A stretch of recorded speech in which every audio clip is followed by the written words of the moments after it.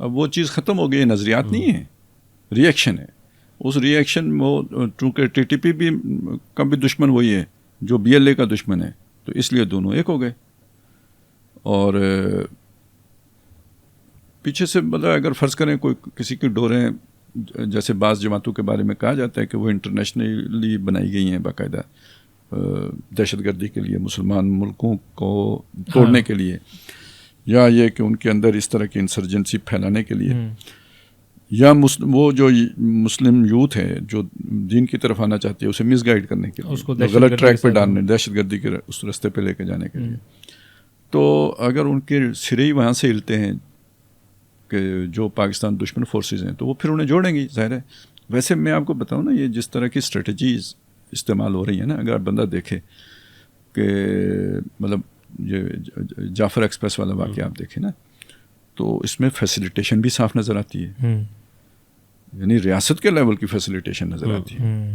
ٹھیک ہے، اسٹریٹجی تو بہت ہی ہائی لیول کی ہے، یہ سر عام مجاہدین کے بس کی بات نہیں ہے.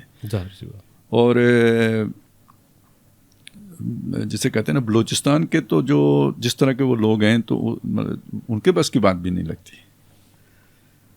یہ اس دیکھیں نا، اس ایک ایسے علاقے کا چناؤ کرنا، بھائی اس جگہ پہ ہم نے روکنا ہے، یہاں پہ سگنل نہیں ہے، پھر مطلب وہ ساری انفارمیشن لینا، کتنے اس پہ فوجی سوار ہوں گے، کتنا دیر لا انفورسمنٹ ایجنسیز کو پہنچنے میں لگے گا، وغیرہ وغیرہ وغیرہ. یہ ساری چیزیں عام آدمی نہیں کیلکولیٹ کر سکتے. نہیں، اس دوران بھی جو ان کے آپس کی کمیونیکیشن تھی، مطلب ان کا جو اپنا نیٹ ورک تھا، اس کی کمیونیکیشن جو ہے وہ بھی ایک بہت بڑا، میں نے تو کئی انٹرنیشنل میڈیا کے اوپر وہ دیکھا کہ بھائی مطلب ظاہر سی بات ہے کہ جب بھی کوئی ہوتا ہے تو کیا کرتی ہے لا انفورسمنٹ ایجنسی، پہلا کام تو یہی کرتی ہے، وہاں کمیونیکیشن جام کر دیتی ہیں کہ اس علاقے میں وہ آپس میں رابطہ نہ کر سکیں.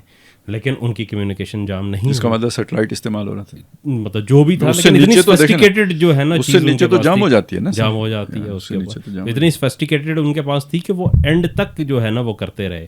اور پھر ان کے لوگ انڈین میڈیا پہ بیٹھ کے جو وہاں پہ اس کو کر رہے ہیں. اور مزے کی بات یہ ہے لائیو کوریج، اس کی ویڈیو، لائیو کوریج وہاں کی، اس کی ویڈیو جاری ہوتی رہی. اور ایک اور میں آپ کو مزے کی بات بتاؤں کہ خود کچھ جو ہے نا، ایک انٹرویو ہے وہ انڈین میڈیا اینکر کا، تو اس میں وہ خود کہتا ہے کہ جی ہم نے تو ایک ہفتے کی ٹرانسمیشن کی تیاری کر لی تھی. اس واقعے کے اوپر ایک ہفتے کی ٹرانسمیشن کی ہم تیاری کر چکے ہوئے تھے. یعنی کہ ان کا یہ خیال تھا کہ یہ اتنا پرولونگ کرے گا اور اس وقت ہمیں کھیلنے کے لیے موقع ملے گا. لیکن وہ تو خیر اللہ نے کیا کہ 24 گھنٹے کے اندر جو ہے نا ان کے اندر خود ہی پھوٹ پڑ گئی نا. وہی تو ہے کہ بھان بتی کا کنبا جس طرح جوڑا جاتا ہے، نہیں پھوٹ نہیں، اصل میں دیکھیں، اور مطلب اس بات کو سمجھیں، میری ایک بات سمجھیں، دیکھیں جو آپ کو استعمال کر رہے ہیں اس سے آپ سے کیا ہمدردی ہے؟ آپ مریں گے، آپ بچیں گے، اس نے تو یہ نہیں دیکھنا نا. اس نے تو ایک ریاست کے حوالے سے ایک مطلب وہ کریٹ کرنی ہے نا، ایک مطلب اس کے بارے میں ایک بدنامی کا ذریعہ بنانا ہے. اب جن کو وہ استعمال کر رہے ہیں نا، وہ مر جائیں، وہ سارے جہنم میں جائیں، اس کو اس سے کیا ہے؟ وہ اس نے تھاپڑ دینی ہے کہ چلو بیٹا یہ کام کرو، چل جاؤ، چڑھ جاؤ سوری، رام بلی کرے گا.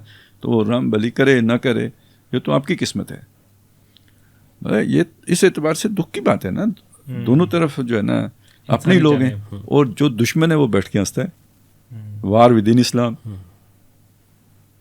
تو یہ بیوقوفی کی بات ہے.